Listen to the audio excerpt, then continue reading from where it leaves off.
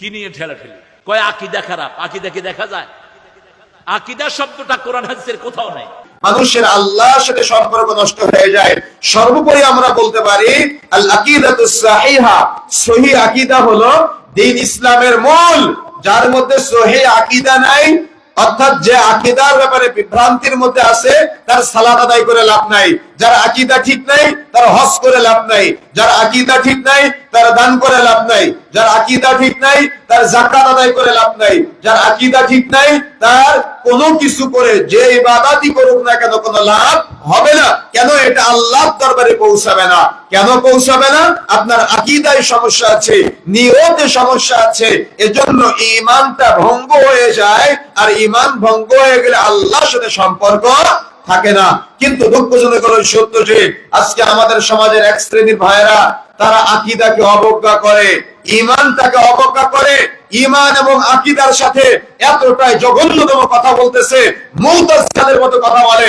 মুতাযিলারা যেমন বলে ঈমান বাড়েও না কমেও না, আমাদের সমাজের এক শ্রেণীর বক্তা মাইক পেয়েই তারা বলে দেয় ঈমান নাকি বাড়েও না, ঈমান নাকি কমেও না, ঈমান লেভেলে থাকে। নাউযুবিল্লাহ বলবেন না?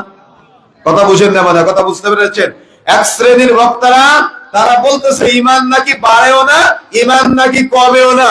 কিন্তু আহলুস সুন্নাহ ওয়াল জামাতের আকীদা আমাদের রাখার চেষ্টা করবে। এখানে আকীদা ফেক বলার কিছু নাই। যদি আপনার আকীদা ঠিক না থাকে তাহলে আপনার দ্বারা এমন কথা বলা সম্ভব। আর যদি আকীদা বিশুদ্ধ হয় তাহলে আপনি কথা বলতে বাধ্য যে নেকির কাজ করার মাধ্যমে ঈমান বৃদ্ধি প্রাপ্ত হয়, আর পাপের কাজ, গুনাহের কাজ করার মাধ্যমে ঈমান হ্রাসপ্রাপ্ত হয়, ঈমান কমে যায়। কথা বুঝেন নাই? আমার কথা কি বুঝতে পেরেছেন? তাহলে সহিহ আকীদা কি? সহিহ আকীদা হলো আহলুস সুন্নাহ ওয়াল জামাতের আকীদা হলো নেকির কাজ করার মাধ্যমে ঈমান বৃদ্ধি প্রাপ্ত হয়, নেককার বন্ধুদের সাথে থাকার মাধ্যমে ঈমান বৃদ্ধি প্রাপ্ত হয়, পরহেজগার বন্ধুদের সাথে থাকার মাধ্যমে ঈমান বৃদ্ধি প্রাপ্ত হয়, পরহেজগার কোন সংস্থার সাথে সংগঠনের সাথে জড়িত থাকার মাধ্যমে ঈমান বৃদ্ধি প্রাপ্ত হয়। কিন্তু আপনি যদি বেদিনদের সাথে চলাফেরা করেন ঈমান হ্রাসপ্রাপ্ত হয়, ঈমান কমে যায়, ঈমান ধ্বংস হয়ে যায়। এটাই হলো আহলুস সুন্নাহ ওয়াল জামাতের আকীদা, এটাই হলো আহলে হাদিসের আকীদা, এটাই হলো সালাফিদের আকীদা। আমার কথা কি বুঝতে পারতেছেন? কথা বুঝতে পারতেছেন? এই জন্য মৃত্যুর আগ পর্যন্ত এই আকীদায় বিশ্বাসী থাকতে হবে যে আমি যত ঈমানদারদের সাথে চলাফেরা করব, আমি যত নবীওয়ালাদের সাথে চলবো, আমি যত আল্লাহওয়ালাদের সাথে চলবো, তত আমার ঈমান বৃদ্ধি পাবে। আর আমি যত ঈমানদারদের থেকে দূরে থাকবো, বখাটেদের সাথে চলবো, নেশাখোরদের সাথে চলবো, তত আমার ঈমান কমে যাবে, ঈমান হ্রাসপ্রাপ্ত হবে, ঈমান নিম্নগামী হয়ে যাবে।